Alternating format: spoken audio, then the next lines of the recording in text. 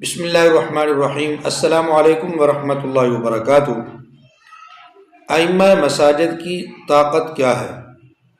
پنجاب حکومت نے کچھ عرصہ پہلے اعلان کیا تھا ائمہ اکرام کو وظیفہ دینے کا، اور اس میں وزیر اعلیٰ صاحبہ نے یہ کہا تھا کہ ہم یہ نہیں چاہتے کہ امام مسجد، جس کی معاشرے کے اندر بڑی عزت ہے، مقام ہے، احترام ہے، وہ اپنی تنخواہ چندے سے وصول کرے، کمیٹی مل کر اس کو چندہ دے اور وہ اس سے اپنا گزارا کرے۔ تو ہم یہ نہیں چاہتے، اس میں امام صاحب کی عزت نہیں ہے۔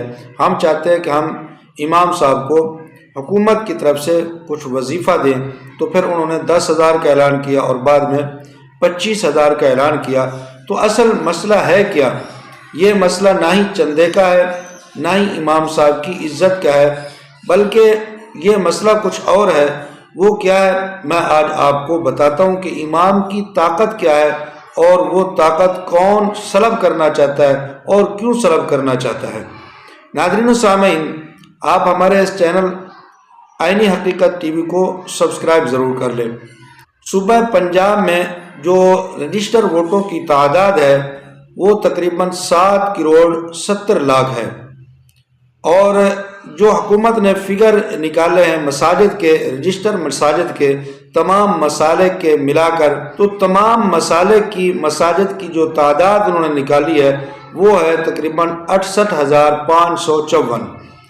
تو اگر ہم ان ووٹوں کو 7 کروڑ 70 لاکھ ووٹوں کو 68,554 مساجد کے اوپر تقسیم کر دیں، وہ تقریباً آتے ہیں 1124۔ تو ہر مسجد میں تقریباً 1124 ووٹر ہیں جو مسجد میں نماز پڑھتے ہیں یا مسجد کی حدود میں آتے ہیں۔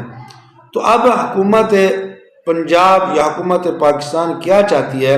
اب حکومت یہ چاہتی ہے کہ یہ امام صاحب جو ان 1124 ووٹر کو نماز پڑھا رہے ہیں، خطبہ دے رہے ہیں، وہ یہ چاہتے ہیں کہ یہ امام صاحب صرف ان کو نماز پڑھائیں اور ان کو روزہ نماز کی تلقین کریں، عبادات کی تلقین کریں۔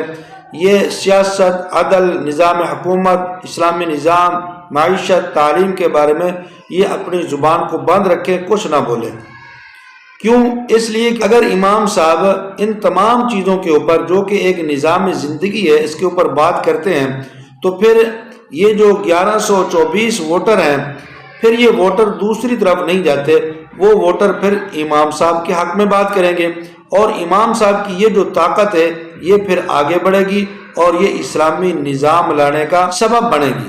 تو اس لیے کوئی بھی حکومت وہ یہ نہیں چاہتی کہ یہ حکومت ہم سے چھین جائے، کیونکہ ہم تو اسلامی نظام چاہتے نہیں، ہم تو سیاست کو گندا کرنا چاہتے ہیں، ہم تو عدل لانا نہیں چاہتے، اسلامی نظام لانا نہیں چاہتے، معیشت، تعلیم کو برباد کرنا چاہتے ہیں۔ تو اس لیے وہ امام صاحب کو ان چیزوں کے اندر انوالو نہیں ہونے دیتے، وہ صرف اس کو محدود کرنا چاہتے ہیں۔ 2024 کے جو جنرل الیکشن تھے، عام انتخابات، اس کے اندر جو ووٹ کاسٹ ہوئے وہ 3 کروڑ 62 لاکھ ووٹ جو ڈالے گئے تھے۔ تو یہ جو مسجد کے حدود میں ووٹ آئے تھے 1124، ان میں سے اگر ہم دیکھیں تو کتنے لوگوں نے ووٹ ڈالے، اگر اس کے ہم تقسیم کریں تو 528 لوگ بنتے ہیں ہر مسجد سے جنہوں نے ووٹ ڈالے تھے 2024 کے عام انتخابات کے اندر۔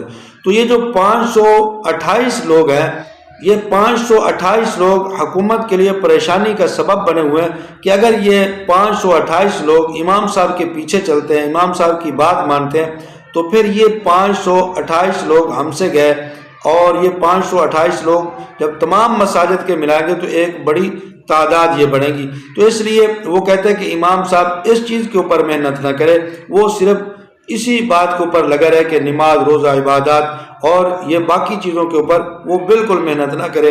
حالانکہ اس سے پہلے 2% مساجد کے اندر امام صاحب جو ہے وہ ان چیزوں کے اوپر بات کرتے تھے، یعنی کہ معاشت کے اوپر، اور اسلامی نظام کے اوپر، جہاد کے اوپر، تعلیم کے اوپر، عدل کے اوپر، سیاست کے اوپر، تو اب وہ چاہتے ہیں کہ وہ جو 2% ہے وہ بھی نہ کرے اور ان تمام کو دبا دیا جائے اور ہم اپنی مرضی کی بات جو ہے منمانیاں کرتے رہے اور امام صاحب کی زبان بندی کر دی جائے اور اس کو لالچ دے دیا جائے، جیسے کہ آج کل کچھ لوگ جو ہیں وہ اس لالچ اور اس جھانسے کے اندر آ بھی چکے ہیں۔